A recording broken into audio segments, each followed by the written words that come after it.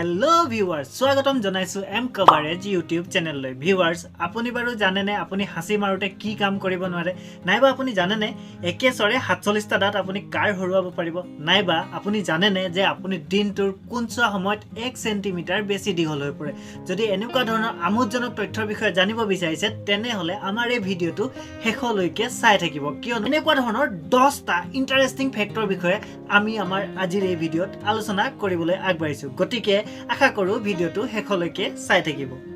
fact number 1 viewers আপুনি বাৰু জানে নে আপুনি যদি মানসিক অশান্তিত ভুগি থাকে বা মানসিক কিবা চিন্তা এনেকুৱা ধৰণৰ কিবা টেনচনত থাকে আপুনি জানে নে 1 সেকেন্ডত এই টেনচন বহু পৰিমাণে কমাই দিব পৰা যায় কেনেকে গম পায়নে বৈজ্ঞানিক গৱেষণাৰ দ্বাৰা প্ৰমাণিত হৈছে যে প্ৰিয়জনৰ পৰা পোৱা এটা সাধাৰণ উপহাৰে আপোনাৰ যেটো মানসিক অশান্তি বহু পৰিমাণে হ্ৰাস কৰিব পাৰে গতিকে আপোনাৰ প্ৰিয় ব্যক্তিক আপুনি উপহাৰ বিচৰা আৰম্ভ কৰক আজিৰ পৰাই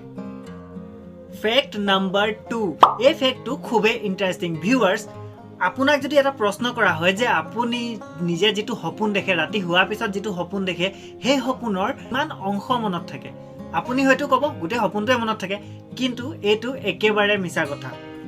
বৈজ্ঞানিকসকলে গৱেষণা কৰি উলিয়াইছে যে আপুনি দেখা আপোনাৰ সপোনৰ প্ৰথম সোৱা অংশ যেটো আৰম্ভণি অংশ সেই অংশ কোনো কাৰণতে আপোনাৰ মনত নাথাকে আপুনি এবাৰ ভাবি চাওকচোন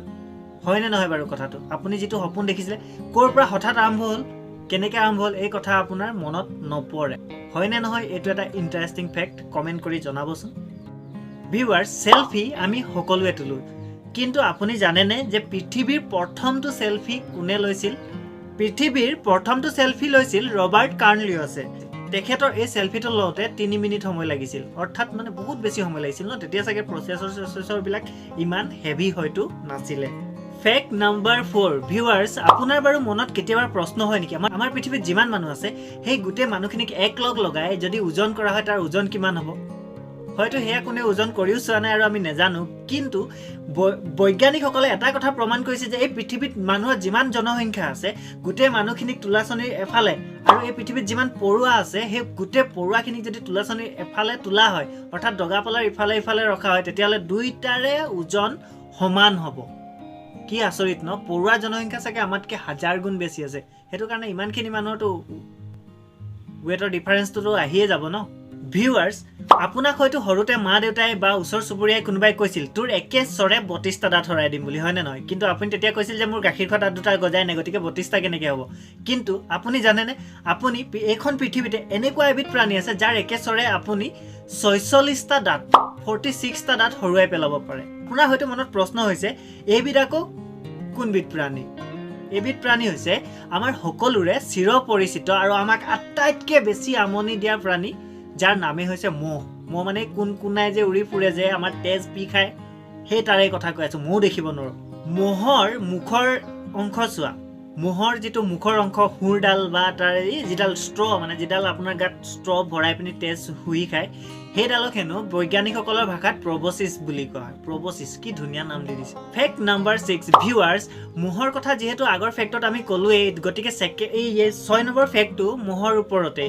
মহে যেহেতু কোনকুনাই আমাক সবকে আমনি দিয়ে আমাৰ মনত হয়তো প্ৰশ্ন হ'ব পাৰে যে মহৰ এই কোনকুননি শব্দটো মুখৰ পৰা ওলাই নেকি কিন্তু বৈজ্ঞানিকসকলে গৱেষণাৰ দ্বাৰা প্ৰমাণ কৰি উলিয়াইছে যে মহৰ যেটো কোনকুননি এটো হৈছে মহৰ পাখি দুখনৰ পৰা ওলাই অৰ্থাৎ